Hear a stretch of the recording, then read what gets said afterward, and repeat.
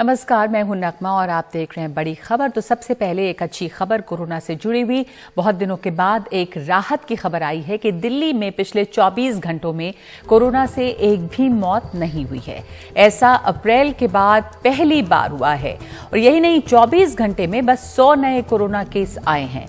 Recovery rate 98.12% है, जो अब तक की सबसे ज्यादा है।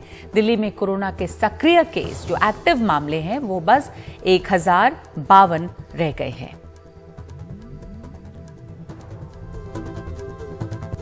तो इस अच्छी खबर के बाद अब उत्तराखंड की खबर, जहां पर ये परेशानी का आलम अभी भी बना हुआ है। और ये खबर बहुत राहत भरी नहीं है, क्योंकि उत्तराखंड के चमोली में हुए हादसे में अब तक 200 से ज्यादा लोगों का कुछ पता नहीं चला है। इस तबाही में अब तक 30 लोगों के शव बरामद हुए हैं। रविवार को चमोली जिले के जोशीमठ में ग्लेशियर के टूटने से अलकनंदा और धौली गंगा नदियों में भयंकर बाढ़ आ गई, जिसमें 2 पावर प्रोजेक्ट भी बहे, 5 पुल खत्म हो गए। इस इलाके में 1.5 किलोमीटर लंबी सुरंग में मजदूर फंसे हुए हैं, जिन तक पहुंचने की कोशिश अभी भी चल रही है।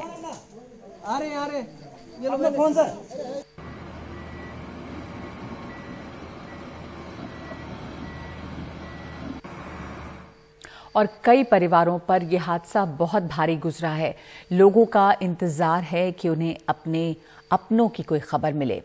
हमारे सहयोगी अक्षय डोंगरे की ये रिपोर्ट। रोशनलाल को अपने खोए हुए बेटे को लेकर किसी खबर का बेसब्री से इंतजार है। राहुल इसी महीने पिता बनने वाला था।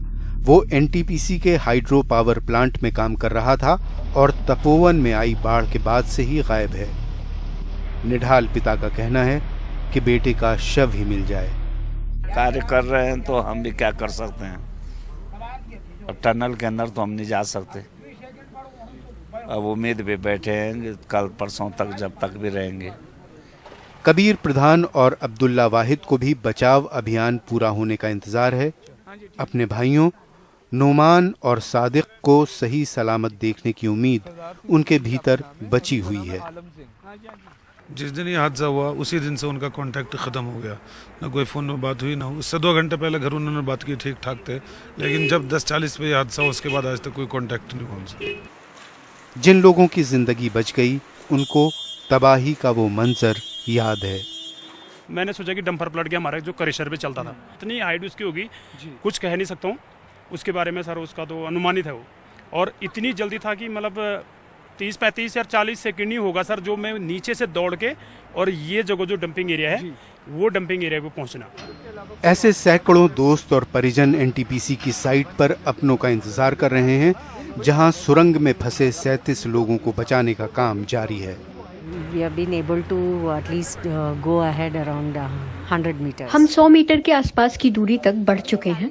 ये बहुत चुनौती भरा है, क्योंकि हम जितना ज्यादा क्लियर करने की कोशिश कर रहे हैं, उतना ही अंदर धंस भी रहा है। The main challenge because that prevents us from walking on foot. इलाके में हवाई सर्वे भी चल रहे हैं, ताकि कोई शख्स कहीं फंसा हो तो नजर आ जाए। सुरंग को साफ करने की कोशिशें जारी हैं। सभी निगाहें इस बचाव कार्य पर टिकी हुई है, जिसमें तमाम बाधाओं के बावजूद रेस्क्यू टीम्स दिन रात एक करके मेहनत कर रही है, ताकि उन लोगों की उम्मीद को जिंदा रखा जा सके जो अपने घर वाले, अपने परिवार वालों को देखने के लिए तरस रहे हैं, जो कि इस सुरंग में फंसे हैं। दिनेश मानसेरा और कैमरा पर्सन अश्विनी मेहरा के साथ अक्षय डोंगरे, एनडीटीवी इंडिया। और वैसे एक इंतजार दूसरी जगह भी हो रहा है। 26 जनवरी को दिल्ली में ट्रैक्टर रैली के दौरान हुए हंगामे के बाद 121 किसान जेलों में बंद हैं। इनमें 80 साल के बुजुर्ग भी हैं। अब दिल्ली सिख गुरुद्वारा प्रबंधक कमेटी ने इनका केस लड़ने का बीड़ा उठाया है।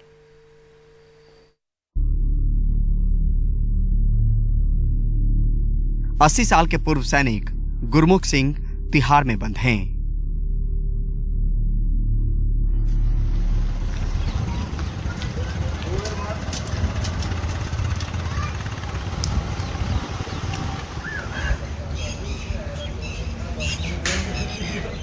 पंजाब के फतेहगढ़ साहिब के समसपुर सिंघा गांव का ये बुजुर्ग आंदोलन की आवाज बनने आया था, लेकिन 26 जनवरी की घटना के बाद पुलिस ने इन्हें गिरफ्तार कर लिया। गांव में धर्मी फौजी के नाम से मशहूर गुरमुख सिंह सूबेदार रहे और 2 दशक फौज में गुजारे। ਦਿੱਲੀ ਪੁਲਿਸ ਨੇ ਲਲਕਾਰਿਆ ਕਿ ਵੀ ਤੁਸੀਂ ਇੱਥੋਂ ਛੱਡ ਕੇ ਚਲੇ ਜਾਓ, ਵੀ ਤੁਹਾਨੂੰ ਅਸੀਂ ਨੁਕਸਾਨ ਕਰਾਂਗੇ ਤੁਹਾਡਾ। ਤੇ ਗੁਰਮੁਖ ਸਿੰਘ ਸਮਸ਼ਪੁਰ ਉਸ ਟਾਈਮ ਉੱਥੇ ਮੋਰਚੇ ਦੀ ਅਗਵਾਈ ਕਰ ਰਹੇ ਸੀ। ਉਹ ਕਹਿੰਦੇ ਵੀ ਅਸੀਂ ਛੱਡ ਕੇ ਨਹੀਂ ਜਾਵਾਂਗੇ ਤੇ ਅਸੀਂ ਇੱਥੇ ਮਰਨ ਲਈ ਤਿਆਰ ਹਾਂ। ਤੇ ਉਸ ਕਰਕੇ ਉਹ ਪੁਲਿਸ ਨੇ ਉਹਨਾਂ ਨੂੰ ਫਿਰ ਅਰੈਸਟ ਕਰ ਲਿਆ ਜੀ, ਵੀ ਤੁਹਾਡੀ ਗ੍ਰਿਫਤਾਰੀ ਅਸੀਂ ਕਰ ਲੈਣੀ ਹੈ ਤੇ ਗ੍ਰਿਫਤਾਰ ਹੋਣ ਲਈ ਤਿਆਰ ਹੋ। ਤੇ ਗ੍ਰਿਫਤਾਰ ਕਰਕੇ ਉਹਨਾਂ ਨੇ बेटे की राह तकती मां। 21 साल का इकलौता बेटा सुनील आंदोलन से जुड़ा था। हरियाणा के कैथल के कसान गांव से रोज टिकरी बॉर्डर दूध सब्जियां पहुंचाता था, लेकिन 26 जनवरी को जब गया तो फिर लौटा नहीं। उसके बाद से सलाखों के पीछे है। किसान आंदोलन में कैसे शामिल हो? बस जो दूध दाद लेके सब्जी लेके बिक जाया करता। तो कहाँ से पकड़ा कुछ आपको पता है? कौन से बोल जी फोन आया था, कल 13 दिन हो गए थे उसकी, कल ही आया फोन। वो कह रहा था, मैंने कहा पूछा बेटा कोई रोड रफ्दा, मैंने बोला ना माँ जी हम तो डिग्री बॉर्डर पे थे और वहाँ से ठाए ना, और कोई भीड़ थी ना कुछ नहीं था, डिग्री बॉर्डर पे तो ठाए। जेल में बंद ऐसे 121 लोगों की लड़ाई लड़ने का फैसला दिल्ली सिख गुरुद्वारा प्रबंधक कमेटी ने किया है। 120 लोग 21 लोग पकड़े गए थे। इसमें हरियाणा से भी हैं, दिल्ली से भी हैं, पंजाब से भी हैं और उत्तर प्रदेश से भी हैं। तो अब इनके जमानतें लगानी शुरू की। 3 लोगों की कल जमानत हुई है। जिनकी गिरफ्तारी हो गई उनके परिवार को तो उनका पता है, पर जो लापता हैं उनके परिवार अभी भी अंधेरे में हैं। अपनों की गुमशुदगी को लेकर दर्जनों परिवार हरियाणा और पंजाब के इसी अंधेरे में हैं। हरियाणा के जिंद के कंडेला गांव का बजिंदर सिंह आंदोलन में शामिल होने तो आया था, मगर लापता है। गांव वालों ने 26 जनवरी को आखिरी बार उसको नांगलोई के पास देखा। वहाँ नांगलोई से थाने से आए थे, आज 2 पुलिस वाले थे, वो पूछ रहे थे कैसे कैसे गया था, और माम ने तो खुद पता नहीं था, मानू पता नहीं था, माम क्यों जान दिया उसने। इनकी राह आसान करने की कोशिश जरूर चल रही है, पर सफर मुश्किलों भरा है। पहले लड़ाई कृषि कानूनों को लेकर ही सिमटी थी, पर अब खुद की भी लड़ाई लड़नी होगी। कानूनी पेचीदगियां हैं जो पीछा नहीं छोड़ रही, जिसको लेकर इनकी चिंताएं भी हैं और सामने चुनौतियां भी। चंडीगढ़ से मोहम्मद गजाली के साथ नई दिल्ली से परिमल कुमार, एनडीटीवी इंडिया। और इस बीच दिल्ली पुलिस ने दीप सिद्धू को गिरफ्तार कर लिया है। ये वही शख्स है जिसे लाल किले के हंगामे के लिए जिम्मेदार माना जा रहा है। किसान संगठनों का आरोप है कि ये बीजेपी का आदमी है जिसने जानबूझकर गड़बड़ी फैलाई। इसे गिरफ्तार करने में 10 दिन से ज्यादा लग गए हैं। पुलिस ने इसे करनाल के पास से गिरफ्तार किया है और अदालत ने फिलहाल पुलिस को उसकी 9 दिन की रिमांड दे दी है। बोलो भैया, बोलो बोलो यार, बोलो। अच्छा ठीक है, बोलो भैया, बोलो बोलो यार, बोलो। और 26 जनवरी को ही एक किसान की मौत पर ट्वीट करने के आरोप में एफआईआर झेल रहे कांग्रेस नेता शशि थरूर और पत्रकार राजदीप सरदेसाई सहित 6 संपादकों को सुप्रीम कोर्ट से राहत मिली है। सुप्रीम कोर्ट ने इनकी गिरफ्तारी पर अभी रोक लगा दी है और इस मामले में सुप्रीम कोर्ट 2 हफ्ते के बाद सुनवाई करेगा। इस मामले में एसजी तुषार मेहता ने इस राहत का विरोध किया है और कहा है कि इस ट्वीट का गंभीर प्रभाव पड़ा है।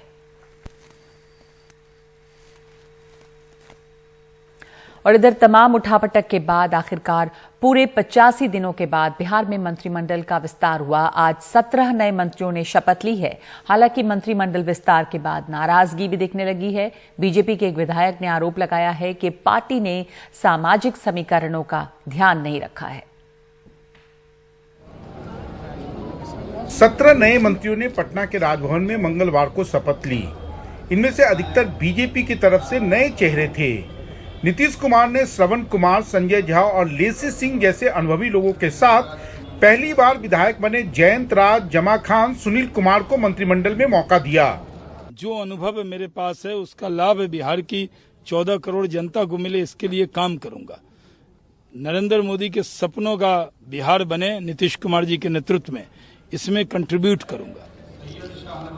17 नए मंत्रियों में 7 अग्रे हैं तो 4 पिछड़ी जातियों के, 2 अति पिछड़ी जातियों के, 2 मुस्लिम, 2 अनुसूचित जाति से भी मंत्री बनाए गए हैं।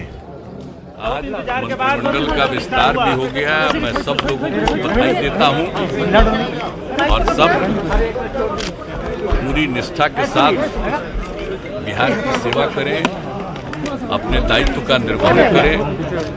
लेकिन बीजेपी में मंगलवार के मंत्रिमंडल विस्तार से सब खुश नहीं।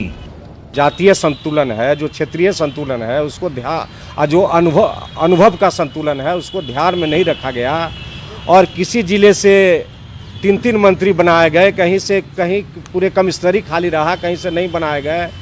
जो कठिन ये से जीत के आए हैं उनको मंत्री नहीं बनाया गया, साफ सुथरे छवि वाले को नहीं बना के कई दागी लोगों को बनाया गया, कई मैच्योर्ड लोगों को बनाया गया। मंत्रिमंडल में लगता ही नहीं है कि कोई भारी भरकम चेहरा मंत्रिमंडल में है।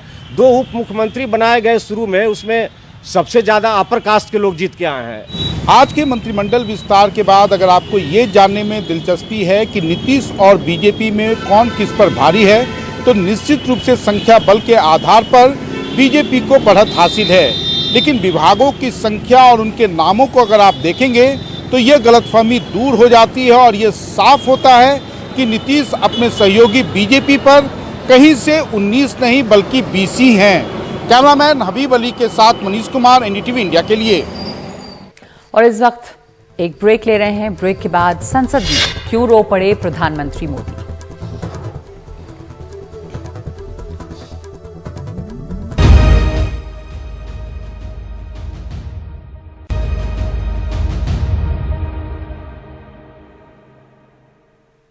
कुछ ही दिनों पहले हमने गाजीपुर बॉर्डर पर राकेश टिकैत के आंसू देखे। उन आंसुओं ने लगभग मुरझा चुके किसान आंदोलन को एक नई जान दे दी।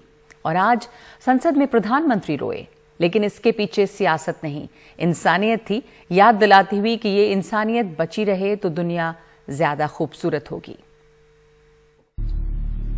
राज्यसभा से रिटायर हो रहे कांग्रेस नेता गुलाम नबी आजाद के साथ अपने करीबी संबंधों का जिक्र करते हुए प्रधानमंत्री सदन में भावुक हो गए। प्रधानमंत्री ने कहा, गुलाम नबी आजाद अपने दल के साथ साथ देश और सदन की भी चिंता करते थे। उन्होंने कहा वो शरद पवार को भी इसी कैटेगरी में रखते हैं।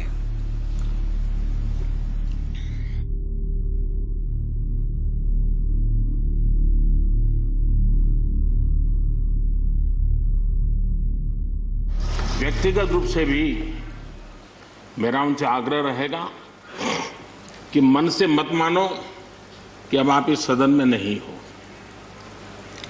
आप के लिए मेरे द्वार हमेशा खुले, इन चारों माननीय सदस्यों के लिए खुले हैं।